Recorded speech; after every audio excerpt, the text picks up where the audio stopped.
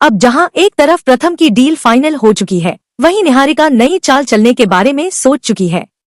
विदेशी डेलीगेट्स को राध्या की दी हुई रेसिपी और उसके चुलबुले लड्डू बहुत पसंद आए थे। निहारिका ने इसी बात को पकड़ लिया और वह चाहती है कि उन्हीं लड्डुओं की वजह से राध्या और प्रथम की घनघोर बेइज्जती हो जाए। जब लड्डुओं की तैयारी चल रही होती है और राध्या लड्डू बना रही होती है, तभी निहारिका और दादी मिलकर शक्कर के बुरे की जगह पिसा हुआ कांच रख देती हैं। जैसे ही वह कांच लड्डुओं में मिल जाता है और यह मिठाई तैयार होती है, उसे चखने का मौका भी नहीं मिलता और सीधा विदेशी इन्वेस्टर्स तक पहुंच जाती है। योजना साफ थी, जैसे ही इन्वेस्टर्स लड्डू खाएंगे, मुंह में चोट लगेगी और राध्या की रेसिपी रिजेक्ट हो जाएगी। लेकिन राध्या को अपनी रेसिपी पर बेहद भरोसा था। जांच के दौरान पता चलता है कि लड्डुओं में कांच मिला हुआ है। सभी को साफ हो जाता है कि किसी ने जरूर षड्यंत्र रचा है। हालांकि दादी पूरा इल्जाम राध्या पर डाल देती है।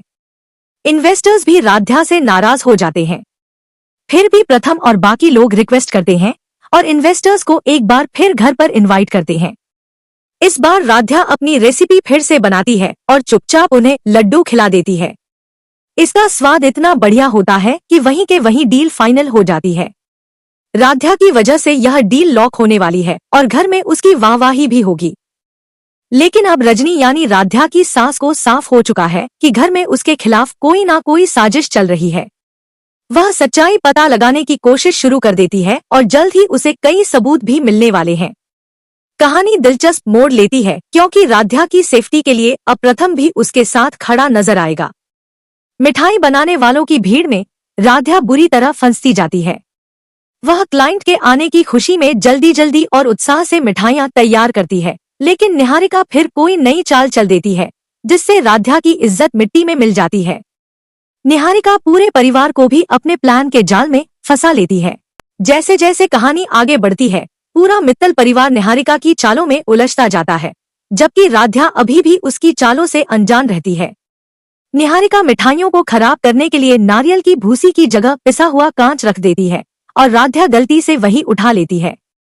बिना चखे मिठाई क्लाइंट तक पहुंचा दी जाती है और जैसे ही क्लाइंट मिठाई खाता है, जो होता है उसे देखकर ओमकार जी और प्रथम राध्या पर बहुत गुस्सा हो जाते हैं। सबको लगता है गलती राध्या की है। दादी भी नाराज होकर उसे एक ऐसी सजा देती है जो स्वीकार करना उसके लिए बेहद मुश्किल है। इसी बीच निहारिका अपने चतुर दाव से मित्तल परिवार की पूरी प्रॉपर्टी अपने नाम करवा लेती है। जैसे जैसे निहारिका अपनी चालें चलती जाती है, वह खुद राध्या के जाल में फंसती चली जाती है। अगले एपिसोड में बड़ा धमाका होता है। राध्या सबके सामने निहारिका का असली सच उजागर कर देती है। प्रथम को निहारिका जितना परेशान करती है, उतना ही वह अब उसके खिलाफ खड़ा हो जाता है।